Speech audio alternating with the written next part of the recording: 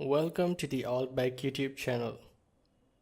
If you want to see the end result, you may skip to the timestamp given in the description section of the video. Also, this video is not a tutorial, but just an experimentation with Blender. I know a little about 2D animation and recently saw the trailer of the short The Hero by Blender Foundation.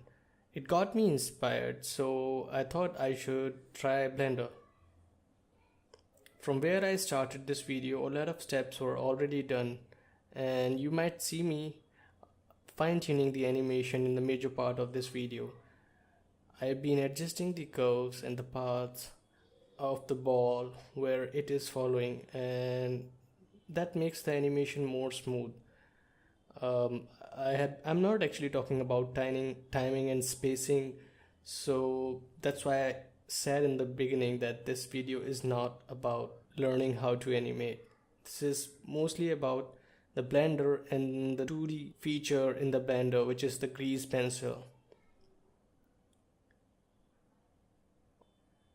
Also, the audio is uncut for this video and has a lot of noise and ambience, so my apologies if it's very noisy. In the end, I actually did a little more work to the video, and here's the final result.